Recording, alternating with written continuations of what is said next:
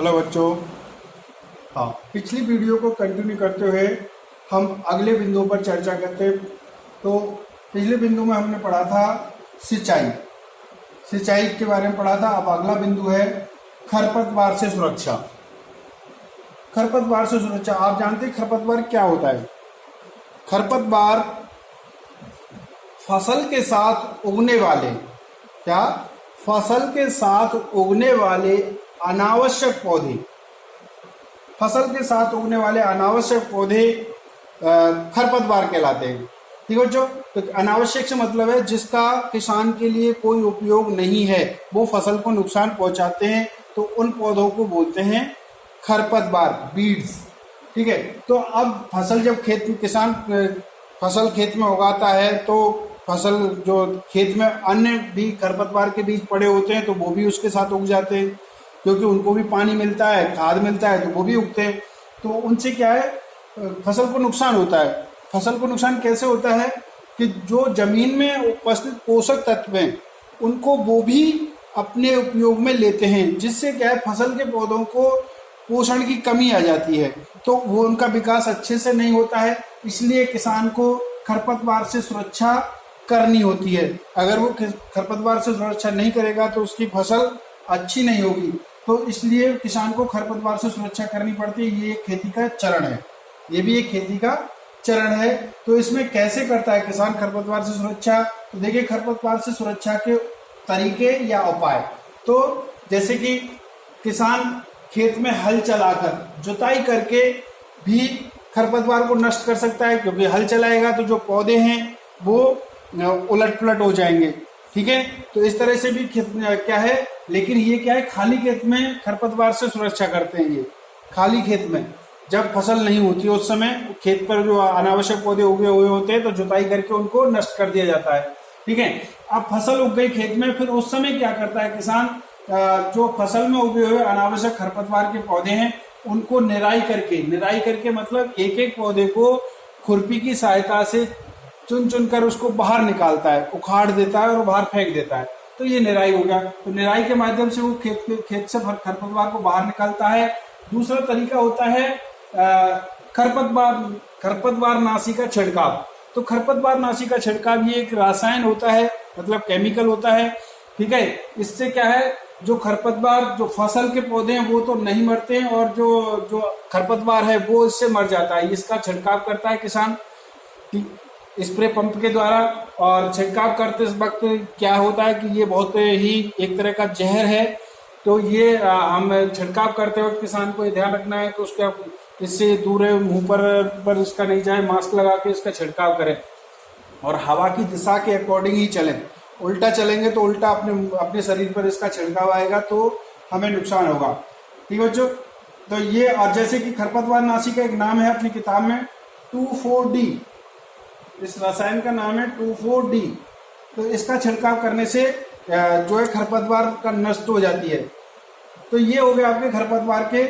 अब खरपतवार नाशी का छिड़काव करने के कुछ दुष्प्रभाव भी हैं, जैसे आदमी को खुद को नुकसान होता है छिड़कते वक्त, साथ में जो इसमें जब ये मिट्टी पे गिरता है तो कुछ मिट्टी को भी ये खराब करता है। अतः किसान को खरपतवार नाशी का कम से कम या बहुत ही नियंत्रित मात्रा में इसका उपयोग करना चाहिए। उसको मैनुअली मतलब जो हमारे पारंपरिक तरीके खरपतवार को निकालने के, उनका उपयोग करना चाहिए। ठीक है बच्चों, अब अगला बिंदु है आपका फसल की कटाई। अब आपकी देखिए फसल बुक गई, बुकने के बाद में वो बड़ी हो गई, उसमें हमने खाद और उर्वरक मिला दिया, फिर उसमें सिंचाई भी कर दी। सिंचाई के बाद में कुछ समय बाद वो मैच्योर हो जाती है, मतलब वो तैयार हो जाती है फसल। तैयार फसल को फिर किसान खेत से उसको काटता है और जमीन से काट के अलग करता है, तो उसको हम कटाई कहते हैं। ठीक है, तो फसल की कटाई के तरीके हो सकते हैं। देखो, फसल कटाई के साधन क्या क्या हो सकते हैं, तो पारंपरिक हो सकता है और आधुनिक भी हो सकता है।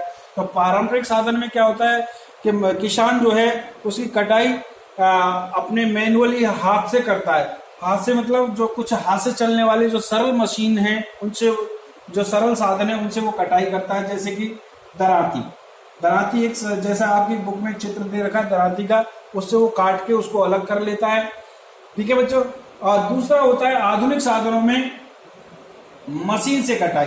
तो आजकल बहुत सारी मशीनें चल रही हैं, रोटावेटर है, क्या नाम है, कंबाइन मशीन है। इनसे वो क्या है, किसान उसकी फसल की कटाई कर लेता है। और ये क्या है, ये बड़े किसानों के पास होती है सुविधाएं, छोटे किसान के पास नहीं होती हैं। ठीक है, तो दो तरह से कटाई के साधन हो गए आपके, पारंपरिक और आधुनिक। ठीक है, कटाई के औजारों में जैसे दराती, कंबाइन मशीन, रोटावेटर वगैरह और भी कई हो सकते हैं। ठीक है, अब फसल की कटाई हो गई, किसान ने फसल को काट के खेत में रख दिया। अब कुछ समय बाद फसल को वो खेत में छोड़ देता है।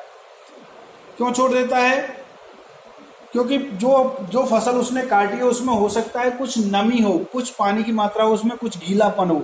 तो पहले किसान क्या है, उसको थोड़ी देर 2-3-4 दिन धूप में सुखाता है, खेत में खुली पड़ी रहती है तो वो सूख जाती है। सूखने के बाद में क्या होता है, सुखाना इसलिए आवश्यक है क्योंकि सुखाने से जो है अगला जो हमारा खेती का चरण है वो है थ्रेसिंग। तो उसमें हेल्प मिलती है। अगर फसल को हम ठीक से सुखाएंगे नहीं तो उसकी थ्रेसिंग सही से नहीं होगी, तो फिर हमें क्या है, हमारा जो उत्पादन है, जो हमने फसल उगाई है उसके दाने या बीज हमें पूरे नहीं मिल पाएंगे, उनका हमें लॉस होगा। इसलिए पहले हम उसकी सुखा लेते हैं, नमी दूर कर लेते हैं, फिर उसकी किसान थ्रेसिंग करता है। क्या है, फिर उस फसल को इकट्ठा कर लेता है अपने खेत में, ठीक है, या खलिहान में, और फिर उसको थ्रेसिंग करता है। थ्रेसिंग का मतलब होता है कि फसल की नमी दूर करने के बाद भूसे से फसल के दानों को अलग करना, भूसे से फसल के दानों को अलग करना थ्रेसिंग कहलाता है। ठीक है, तो यह थ्रेसिंग आपके एक तो पारंपरिक तरीके होते हैं, जैसे कि पहले किसान जो करता था वो काटता था, फिर इसके क्या है, बैलों से या जानवरों की सहायता से उनके ऊपर घुमाता था। घुमाने से क्या है, जो फसल का भूसा है वो टुकड़ों में बढ़ जाता था, और जो फसल के दाने हैं जो बालियों में भरे हुए होते हैं वो बाहर निकल आते हैं। फिर उसको पूरा इकट्ठा करने के बाद में किसान जब तेज हवा चलती है तो उसमें उनको ऊपर से नीचे डालता है, जिसको हम बरसाना कहते हैं। तो वो बरसा लेता है, तो क्या है, जो भूसा है वो हल्का होता है, वो उड़ के दूर चला जाता है। फसल के जो दाने होते हैं वो भारी होते हैं, तो वो एक जगह इकट्ठे हो जाते हैं। इस तरह से भूसा और दाने दोनों अलग हो जाते हैं। ये पारंपरिक तरीका था पहले। ठीक है, लेकिन आजकल क्या है, मशीनों के द्वारा ऐसी विशेष मशीनें बनाई गई जिनको थ्रेशर बोलते हैं। ठीक है, उनके द्वारा ये क्रिया होती है और ये काम फटाफट हो जाता है, बहुत जल्दी हो जाता है। पहले किसान को खलिहान में बहुत दिन लग जाते थे, अब एक दिन में सारा काम कर लेता है किसान। तो थ्रेसिंग क्या है, थ्रेसिंग के भी दो साधन, जैसे कंबाइन के द्वारा, कंबाइन एक मशीन होती है, वो काटती भी है और साथ में थ्रेसिंग भी करती है, दोनों कार्य एक साथ करती है। काटती जाती है और उसकी थ्रेसिंग भी करती जाती है। थ्रेसिंग में क्या है, भूसा अलग हो जाता है, दाने अलग हो जाते हैं। ठीक है, इस तरह से अब जैसे कुछ जो छोटे किसान होते हैं उनके पास क्या है, फटक कर मतलब ये जो होता है जिसको बोइंग बोलते हैं, ये छोटी मशीन होती है जिसमें दानों को फटक कर अलग कर लिया जाता है। जैसे आपने देखा होगा अपनी माताजी को अनाज साफ करते हुए, तो वो जो होता है उसमें बीज को जो ऊपर नीचे ऐसे हिलाती है, तो क्या है, गेहूं अलग रह जाते हैं और हल्की चीज उसमें से उड़ के बाहर चली जाती है, जिसको हम फटकना बोलते हैं।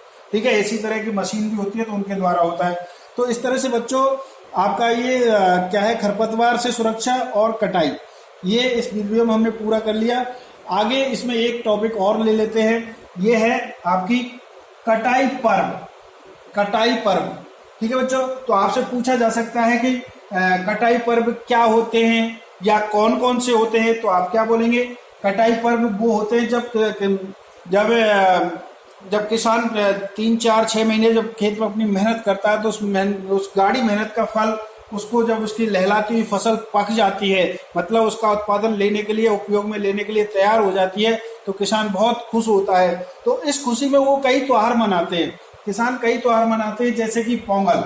ये दक्षिण भारत में मनाया जाने वाला त्योहार है पोंगल। जब हमारे चावल, वहाँ के किसानों की फसल चावल वगैरह जो है वो पक के तैयार हो जाती है, फिर उसकी कटाई का समय आता है, तो वहां पर एक पोंगल नाम का त्योहार मनाया जाता है। इसी तरह से बैसाखी, तो ये उत्तर भारत में मनाई जाती है बैसाखी जो कि होली के पास होती है, होली के साथ साथ मनाई जाती है लगभग। ठीक है, तो यहाँ भी क्या है, ये बैसाखी मुख्यतः हमारे पंजाब प्रांत में मनाई जाती है, पंजाब की तरफ बहुत अच्छे से मनाई जाती है। मनाई तो सब जगह जा रही है, लेकिन वहाँ बहुत अच्छे से मनाई जाती है। ठीक है, तो यहाँ फसल पक जाती है, पकने के बाद में किसान बहुत खुश रहता है, वो उम्मीद करता है मेरी फसल बहुत अच्छी होगी। इस खुशी में वहाँ एक बैसाखी नाम त्योहार मनाया जाता है। इसी तरह ये होली है, जैसा कि आप जानते हैं दीपावली पर कौन सी फसलें पकती हैं? खरीफ की फसलें, बरसात की फसलें दीपावली के आसपास पक जाती हैं और उस समय भी किसान बहुत खुश रहता है क्योंकि उनको फसल का उत्पादन मिलने वाला होता है, उसका फायदा मिलने वाला होता है। तो दीपावली त्योहार भी अपन इससे जोड़ सकते हैं। इसी तरह से एक नावान्या बिहू जो होता है, ये हमारे उत्तरी पूर्वी जो राज्य हैं उनका उधर ये बिहू त्योहार मनाया जाता है। ठीक है, इस तरह से हमारे कटाई के पर्व भी आपको याद रखने होंगे। ठीक है बच्चों, अब आगे पढ़ेंगे, अगले वीडियो में पढ़ेंगे आगे।